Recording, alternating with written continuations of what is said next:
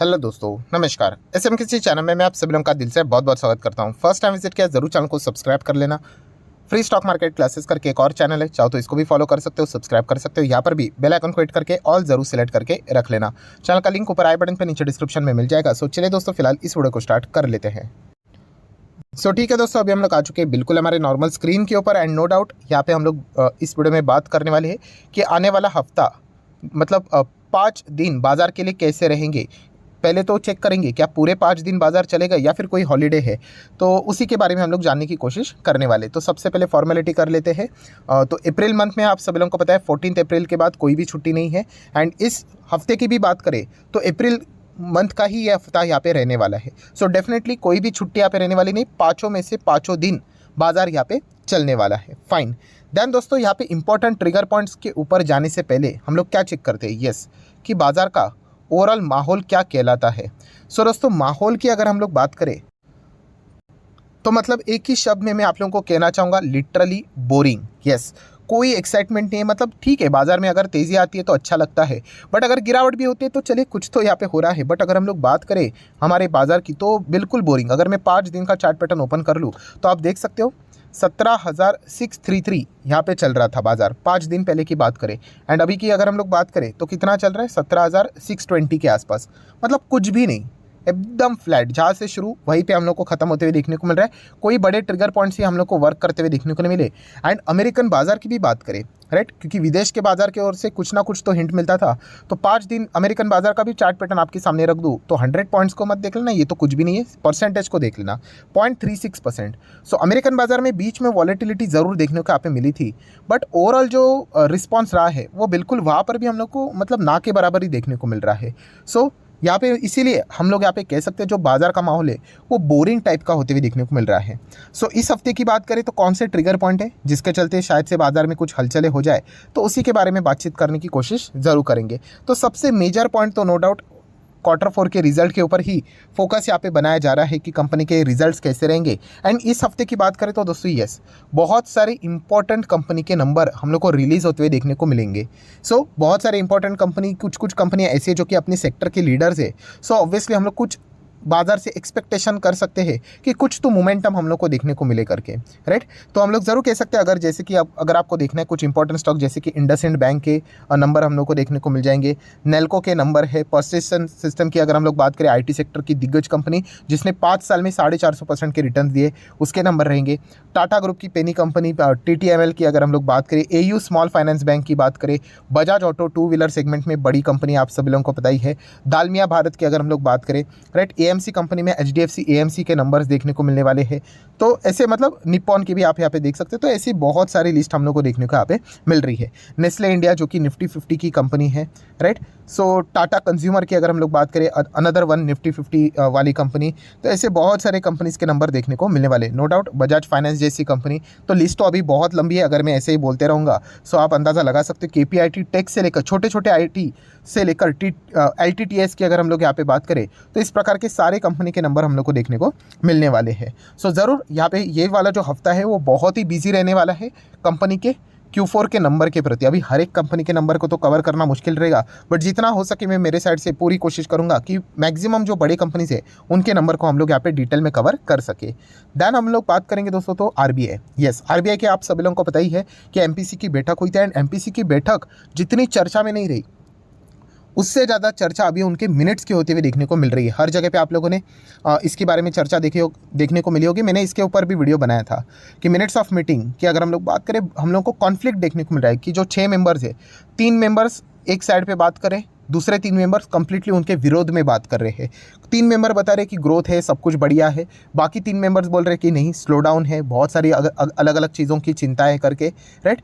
इस प्रकार की चीज़ें हम लोग को फिलहाल तो तू में होते हुए देखने को यहाँ पे मिल रही है। तो इस चीज़ के चलते RBI के ऊपर भी आप चाहो तो फोकस रख सकते हो। कभी कोई फैसला कब आ जाए, कुछ इंपॉर्टेंट पॉइंट्स आ जाए, तो इसके चलते इनके ऊपर चीज़ों के ऊपर आपका ध्यान होना चाहिए।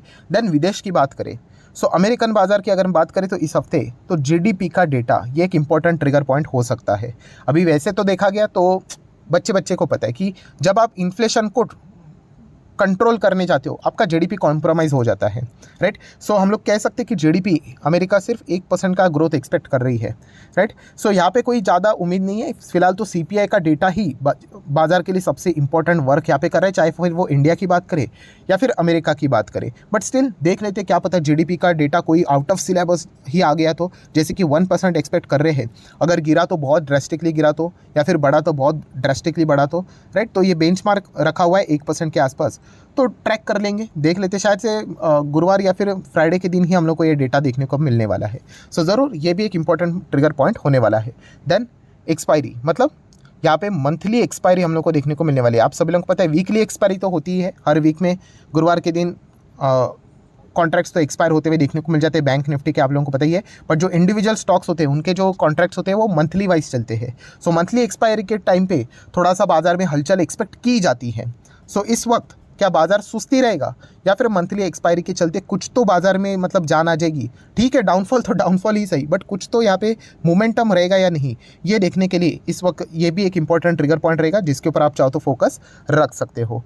नेक्स्ट हम लोग बात करेंगे दोस्तों तो एफआईएस डीआईएस का डेटा। तो अगेन एफआईएस थोड़े से हम लोग को नॉर्मलाइज होते हुए देखने को मिले, बिकवाली की ओर बढ़ते हुए देखने को मिले। बीच में थोड़े से उन्होंने अच्छी कैश पोजीशन में एडिशन करते हुए देखने को यहाँ पे मिल रहे थे, बट वापस उनकी बिकवाली यहाँ पे शुरू हो चुकी है। वैसे तो इतना कुछ ज़्यादा फर्क नहीं पड़ता है क्योंकि पावरफुल हमारे डीएस साइमल्टेनियसली जैसे वो माल यहाँ पे खरीद रहे हैं, बेच रहे हैं, वो यहाँ पे माल खरीदते हुए देखने को यहाँ पे मिल रहे हैं। एंड डीआईएस के हाथ बिल्कुल मजबूत है क्योंकि म्यूचुअल फंड इंडस्ट्री में आप सभी लोगों को पता है रिटेल इन्वेस्टर का इन्फ्लो लगातार बढ़ते हुए देखने को मिल रहा है। हाल ही में ही हम लोगों ने देखा था कि 14,000 करोड़ से भी ज़्यादा का इन्फ्लो मंथली वाइज हम लोग को आते हुए देखने को यहाँ पे मिला है, और ये मंथ ऑन मंथ बेसिस लगातार बढ़ते जा रहा है। सो अगर ऐसा ही रहेगा तो एफआईएस हमारे मार्केट को चला नहीं पाएंगे, इतना तो हम लोग यहाँ पे कह सकते। पहले ऐसा होता था कि एफआईएस जैसे डायरेक्शन में लेके जाएंगे, वो बेच रहे तो हमारा मार्केट नीचे, वो खरीद रहे तो हमारा मार्केट ऊपर।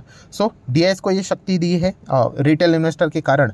सो इसी चीज़ के चलते इन सारी पॉइंट के ऊपर भी आप लोगों का फोकस रहना चाहिए। देन दोस्तों आ जाते क्रूड के ऊपर। यस, क्रूड की बात करें, बीच में ओपेक ने सरप्राइजिंगली जो डिसीजन लिया उसके चलते क्रूड हम लोग को 85-86 तक जाते हुए देखने को मिला था। 4-4.5% की तेज़ी एक सिंगल डे ट्रेडिंग सेशन में हम लोगों को होती हुई देखने को मिली थी।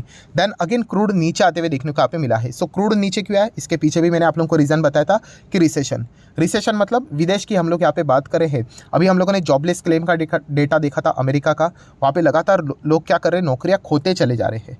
सो रिसेशन की ओर हम लोग को उनकी इकोनॉमी बढ़ती हुई देखने को मिल रही है। रिसेशन को वेलकम करना तो डेफिनेटली क्रूड ऑयल इस चीज़ के चलते डर जाता है, राइट। जो ओपेक ने भी ये कट किया है प्रोडक्शन, वो इसी पॉइंट को भी पकड़कर यहाँ पे उन्होंने प्रेडिक्शन लेकर ही कट किया है कि अगर ऐसा ही चलता रहा, रेट हाइक्स बढ़ते ही रहे अमेरिकन बाजार में, तो बहुत मुश्किल यहाँ पे होंगी। इसके चलते बहुत सारा इकोनॉमी में डिस्टर्बेंस हो सकता है, लोगों की नौकरियाँ जा सकती है, एंड उसी के राह के ऊपर फिलहाल अमेरिका आगे बढ़ रहा है। तो इसलिए क्रूड ऑयल के ऊपर भी हम लोग को इसका नेगेटिव इंपैक्ट पड़ते हुए देखने को मिलेगा, इसलिए उन्होंने अपना प्रोडक्शन भी कट किया था, जो कि हम लोग को देखने को मिल रहा है। रिसेशन की बात करें तो हाल ही में ही एक नई रिपोर्ट यहाँ पे जारी हुई थी कि मतलब कौन कौन सी कंट्री रिसेशन में यहाँ पे देखने को मिल रहे हैं, किस कंट्री के सबसे ज़्यादा चांस है, किस कंट्री के चांस नहीं है। तो इसके ऊपर अगर आप लोगों को वीडियो चाहिए तो जस्ट कमेंट सेक्शन में यस करके बोल देना, इंडिया की हालत क्या हो सकती है, राइट। उसके बारे में भी रिसेशन की जो रिपोर्ट आई थी अभी लेटेस्ट, उसके बारे में सारी चीज़ें बताई गई थी। तो मैं उसके ऊपर भी एक अगर टाइम मिला तो डिटेल में वीडियो बनाने की कोशिश ज़रूर करूँगा। तो सिर्फ कमेंट सेक्शन में यस बोल देना, तो एक अच्छा रिस्पॉन्स आया तो हम लोग इस चीज़ को भी ज़रूर कवर कर लेंगे। दैन दोस्तों एज यूजुअल डॉलर की बात करें, 82 के आसपास देखने को मिल रहा है। फिलहाल इसका जो बेस है 80 के आसपास बनते हुए देखने को मिल चुका है। देन गोल्ड की बात करें तो गोल्ड में ज़बरदस्त परफॉर्मेंस देखने को यहाँ पे मिल रहा है, राइट। जो बीच में हम लोगों ने देखा था ना कि जो डॉक्टर डूम की भविष्यवाणी आई थी कि उन्होंने कहा था कि मार्केट में 30-40% की गिरावट हो सकती है, उन्होंने कहा था, मैंने की बात कर रहा हूँ, तो उन्होंने साइमल्टेनियसली ये भी बताया था कि अगर आपको डर लग रहा है तो आप गोल्ड में निवेश करो करके। हालांकि उन्होंने इंडियन मार्केट के बारे में अच्छी भविष्यवाणी यहाँ पे की थी, बट दुनिया भर के बाजार एक दूसरे से जुड़े हुए हैं। अगर विदेश का बाजार अगर गिरेगा, अमेरिकन बाजार गिरेगा, तो इंडियन मार्केट में भी अच्छी खासी गिरावट ही यहाँ पे हो जाएगी। देन दोस्तों आखिरी पॉइंट के ऊपर आ जाते हैं ऑप्शन चेन।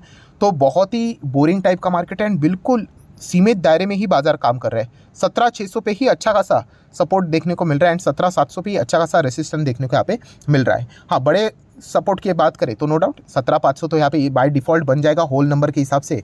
बट जिस प्रकार से बोरिंग बाजार मतलब एक ही दायरे में चल रहा है, आप लोगों ने देखा होगा, बाजार ऐसा लाल निशान में ऐसा जाता है, सडनली आखिर में हरे निशान में आ जाता है, बट देखेंगे 0.012% इतना ही भागा करके। तो इस प्रकार की चीज़ें देखने को मिले तो 17 17,500 ये तो मेजर है, बट 17,600 एंड 700 ये भी रेंज फिलहाल तो देखने को मिल रही है। सो बाजार को कौन से इंपॉर्टेंट ट्रिगर पॉइंट्स मिलते हैं जिसके चलते ये रेंज को तोड़कर बाजार वर्क करेगा, ये देखने वाली एक इंटरेस्टिंग बात रहेगी। बहुत सारे बड़े कंपनी के नंबर आए हैं, उसका रिएक्शन के चलते भी शायद से रेंज यहाँ पे ब्रेक हो सकते हैं।